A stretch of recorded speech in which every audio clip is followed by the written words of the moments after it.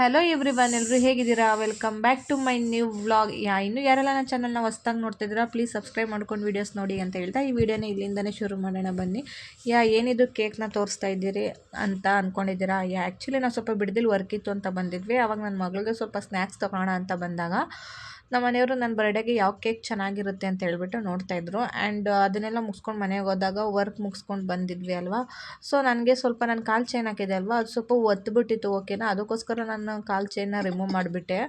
ಅದು ಒತ್ಬಿಟ್ಟು ನನಗೆ ಸ್ವಲ್ಪ ಗಾಯ ಆದಂಗೆ ಆಗ್ಬಿಟ್ಟಿತ್ತು. ಅದಂತೂ ಹೆಜ್ಜೆನೇ ಇಡೋಕ್ಕಾಯ್ತಿರ್ಲಿಲ್ಲ. ಅದನ್ನು ನಮ್ಮ ಮನೆಯವರು ಸ್ವಲ್ಪ ಉಪ್ಪಿನ ಶಾಖ ಕೊಡ್ತಾಯಿದ್ರು. ಅವಾಗ ನನ್ನ ಮಗಳು ನನ್ನ ನೋವಾಗ್ತಾ ಇರೋದು ನೋಡಿ ಯಾವ ಥರ ರಿಯಾಕ್ಟ್ ಮಾಡಿದ್ಲು ಗೊತ್ತಾ?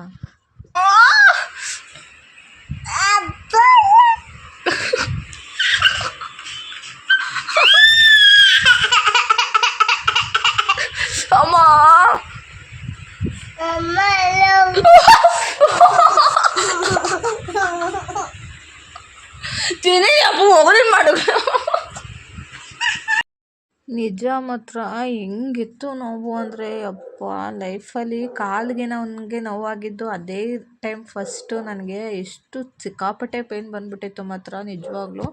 ನೆಕ್ಸ್ಟು ಮಾರ್ನಿಂಗ್ ನನ್ನ ಮಗಳಿಗೆ ಮಾತು ಕಟ್ಟಾಗ್ಬಿಟ್ಟಿತ್ತು. ಓಕೆನಾ, ಸೊ ತೋರಿಸ್ಕೊಂಡು ಬಂದಿದ್ವಿ. ಅವ್ರಿಗೆ ಮಣೆ ಹಾಕ್ಸೋಣ ಅಂತ ಹೇಳ್ಬಿಟ್ಟು ಆವತ್ತು ಅವಳನ್ನ ವರ್ಕ್ಗೆ ಲೀವ್ ಹಾಕಿ ಅವಳನ್ನ ಕರ್ಕೊಂಡೋದೆ. ನೆಕ್ಸ್ಟ್ ಅಲ್ಲಿ ಅಂದರೆ ಗಿರಿಯವ್ರ ಅಣ್ಣ ಅವತ್ತು ದೇವಸ್ಥಾನದಲ್ಲಿ ಪೂಜೆ ಮಾಡಿಸ್ತಾಯಿದ್ರು. ಓಕೆನಾ, ಸೊ ಅವರು ಕೂಡ ಫೋನ್ ಮಾಡಿ ಕರೆದಿದ್ರು.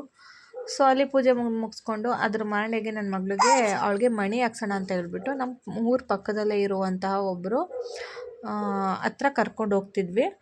ಅವರು ನೋಡಿಬಿಟ್ಟು ಒಂದಿನ ಹೇಳಿದರು ಆಗೈತೆ ಇಲ್ಲ ಅಂತ. ಅದ್ರ ಮಾರನೇ ದಿನ ಅವರು ಮಣಿ ಹಾಕ್ತೀನಿ ಅಂತ ಹೇಳಿದರು. ಸೊ ಓಕೆನಾ, ಅದಕ್ಕೋಸ್ಕರ ನಾವು ನನ್ನ ಮಗಳನ್ನ ಕರ್ಕೊಂಡು ಹೋಗ್ತಾಯಿದ್ದೀವಿ. ಅದನ್ನೇನಾದರೂ ಅವರು ತಿಂದರೆ ಆಗೈತೆ ಅಂತ ಅಂತೆ, ಅಥವಾ ತಿಂದಿಲ್ಲ ಅಂದರೆ ಆಗಿಲ್ಲ ಅಂತ ಅಂತೆ.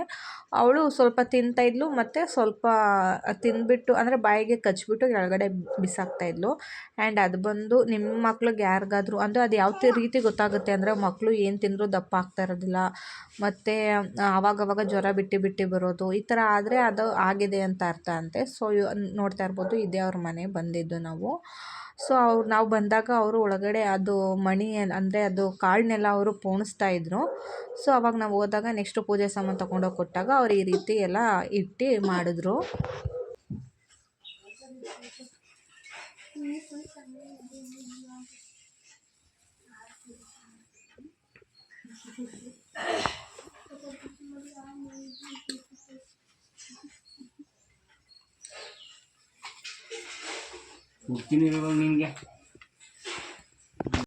ಅದನ್ನು ಮಣಿ ಅಂತಾರೆ, ಬಟ್ ಮಣಿ ಅಲ್ಲ, ಅದೊಂಥರ ಕಾಡಲ್ಲಿ ಸಿಗುವಂತಹ ಕಾಯಿ.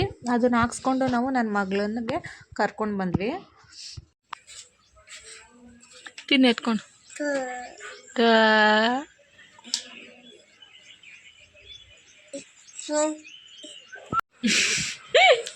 ಆನು ಆನು ಆನು. ನೆಕ್ಸ್ಟು ಅದ್ರ ಮನೆಗೆ ಕೆಲ್ಸಕ್ಕೆ ಹೋಗಿ ಕೆಲಸ ಮುಗಿಸ್ಕೊಂಡು ನಮ್ಮೂರಿಗೆ ಹೋದ್ವಿ. ಎಂತಕ್ಕಪ್ಪ ಅಂದರೆ ನಮ್ಮ ಮಾವನ ಮಗನ ಬರ್ಡೇ ಇತ್ತು. ಸೊ ಬನ್ನಿ ಅಂತ ಇನ್ವೈಟ್ ಮಾಡಿದರು. ಸೊ ಹೋಗೋಣ ಅಂತ ಹೇಳ್ಬಿಟ್ಟು ಹೋದ್ವಿ. ಆಗ ನನ್ನ ತಮ್ಮನಿಗೆ ಫೋನ್ ಮಾಡಿದ್ದಕ್ಕೆ ಅವನು ಬೈಕ್ ತೊಗೊಂಡು ಬಂದಿದ್ದ ಕರ್ಕೊಂಡು ಹೋಗೋದಕ್ಕೆ ಅಂಥೇಳಿ. ನಾವು ಕೂಡ ಅಂದರೆ ನನ್ನ ಮಗಳು ಯಾಕೆ ಹೇಳ್ತಾ ಇದ್ದಾಳೆ ಅಂದರೆ ಅವಳು ತುಂಬ ದಿನ ಆಗಿಬಿಟ್ರೆ ನೋಡಿ ಅವ್ರ ಜೊತೆ ಬೇಗ ಹೋಗೋದಿಲ್ಲ. ಆ್ಯಂಡ್ ಫೈನಲಾಗಿ ಈ ರೀತಿ ಇತ್ತು ಕೇಕ್ ತಂದಮೇಲೆ ಆ್ಯಕ್ಚುಲಿ ಇದು ಬಂದು ನಮ್ಮ ಮನೆ ಔಟ್ಲುಕ್. ಓಕೆನಾ, ಅಲ್ಲಿರೋದು ಆ್ಯಕ್ಚುಲಿ ನಮ್ಮ ಮನೇಲಿ ಫ್ರಿಜ್ನ ತರಿಸಿದ್ರು. ಅಂದರೆ ಫ್ರಿಜ್ಗೆ ಬುಕ್ ಮಾಡಿ ಬಂದಿದ್ರು. ಸೊ ಅದನ್ನು ಮನೆ ಹತ್ರ ಅವರು ತಂದರು. ಸೊ ತರಬೇಕಾದ್ರೆ ಆ್ಯಕ್ಚುಲಿ ಇನ್ನೊಂದೇನೋ, ಈ ಫ್ರಿಜ್ ಆಗಿರ್ಬೋದು, ಏನಾದರೂ ನಾವು ಎಲೆಕ್ಟ್ರಿಕ್ ಐಟಮ್ಸ್ನ ಮನೆಗೆ ತೊಗೊಂಡ್ರೆ ಅದನ್ನು ನಾವು ರಿಮೂವ್ ಮಾಡೋ ಹಾಗಿಲ್ಲ, ಅವರೇ ಬಂದು ರಿಮೂವ್ ಮಾಡ್ತಾರಂತೆ. ಮತ್ತೆ ತಂದವ್ರೆ ತಗೊಂಡು ತಂದವ್ರಲ್ಲ ಅಲ್ಲಿ ಗಾಡೀಲಿ. ಆ ಕಂಪ್ನಿ ಕಡೆಯವರೇ ಬಂದು ಏನಾದರೂ ಡ್ಯಾಮೇಜ್ ಆಗಿದ್ವ್ಯಾ ಅಂತ ನೋಡಿಬಿಟ್ಟು ಅವರೇ ಫಿಟ್ ಮಾಡಿ ಎಲ್ಲನೂ ಐಟಮ್ಸ್ನ ರೆಡಿ ಮಾಡಿ ಕೊಟ್ಟು ಹೋಗ್ತಾರಂತೆ. ಏನಾಯ್ತು ಹಿಂಗೆ ದಪ್ಪಕ್ಕಾಗೋದವೆ ಇವನ್ ಕರೆಕ್ಟ್ ಆಗೈತದ. ಭುವನ್ಗೆ ಇನ್ನೊಂದು ಅಷ್ಟು ದಿನ ಹೋದ್ರೆ ಕತ್ತಿಗೆ ಬಿರ್ಕೋತದ ಇದು ಕೊತ್ತು.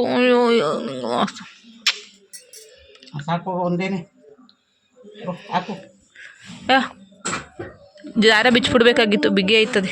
ನೀನು ಬರ್ತಡೇ ದಿನ ಹಾಕೊಳ್ಳುವೆ ಬಾ, ನೀನು ಬರ್ತಡೇ ದಿನ ಹಾಕೊಂಡು ಕಟ್ ಮಾಡುವೆ. ಬಿಗಿ ಆಗೋಯ್ತದ ಕಣಪ್ಪ, ದಾರ ಬಿಚ್ಚಬೇಕು ಇದು.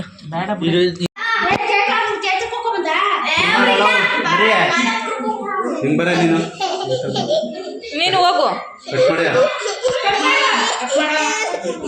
ಅವ್ನ ಪಕ್ಕ ಬಾಬು ಕೈ ಕಟ್ ಮಾಡಬೇಕು. ನೀನು ಹೋಗಿ ಕಟ್ ಮಾಡಕ ನನ್ನ ಜೊತೆ. ಮುರಿದೈತಂತೆ.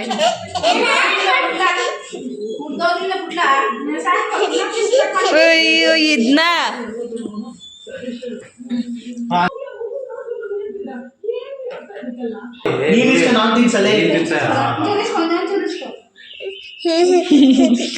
ಏನು ತಿನ್ನು.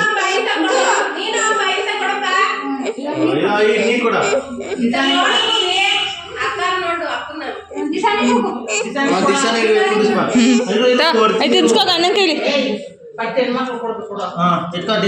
ಮುತ್ತ ಇದು ಮಾಡು ಹಂಗೆ ಹಿಡ್ಕೊಳು.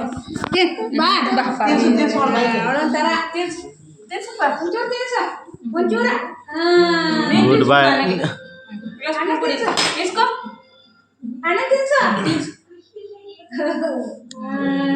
ಅವಳು ಹಿಡ್ಕೊಂಡು ಹಾಂ ತಗೋ ಒಂದು ತಿನ್ಸು. ವಿರಾಜಿ ಇರೋ ಇರೋ ಇರೋ ನೀಟಾಗಿ ತಿನ್ಸು. ತಿರ್ಗಾ ತಿನ್ಸು ತಿನ್ಸು ಇದು ತಿನ್ನೋಜಿ. ನೀನ್ ನೋಡ ಇಲ್ಲಿ ಸಿಂಗ್ಲಿಕ್ಕಿ ಸೊಸೆ ತಿನ್ನು ಅಷ್ಟೇ. ನಿಂಗೆ ಕೊಡ್ಸಲ್ಲ ಸರಿನಾ? ಹಾಂ ನಿಮ್ಮ ಅಪ್ಪ ನಿಮ್ಮ ಮಮ್ಮಿ ತಿನ್ಸೋ.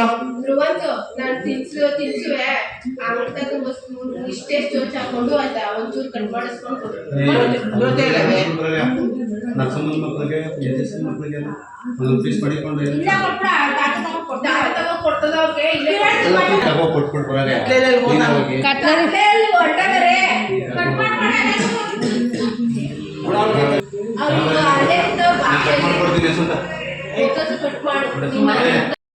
ಈ ರೀತಿ ಒಂದು ಬರ್ಡೇ ಸೆಲೆಬ್ರೇಷನ್ ಆಯಿತು.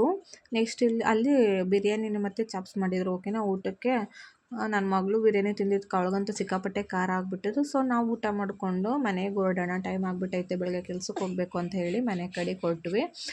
ಆ್ಯಂಡ್ ನೆಕ್ಸ್ಟ್ ವ್ಲಾಗಲ್ಲಿ ನಾನು ನಿಮಗೆ ಇನ್ನೂ ಡಿಫ್ರೆಂಟಾಗಿರೋ ಕಂಟೆಂಟ್ ಜೊತೆ ಬರ್ತೀನಿ ಅಂತ ಹೇಳ್ತಾ, ಅದ್ರ ಮನೆಗೆ ನಾನು ಸ್ವಲ್ಪ ನನ್ನ ಮಷಿನ್ಗೆ ಒಂದು ಎಕ್ಸ್ಟ್ರಾ ಬಾಬಿನ್ ತೊಗೋಬೇಕಾಗಿತ್ತು. ಅದಕ್ಕೋಸ್ಕರ ಟೈಲರಿಂಗ್ ಶಾಪ್ ಬಂದು ವಾರಕ್ಕೆ ಅಂತ ಹೇಳಿ ಸ್ವಲ್ಪ ಹೂವು ಕೂಡ ಮನೆಗೆ ತೊಗೊಂಡು ಬಂದ್ವಿ.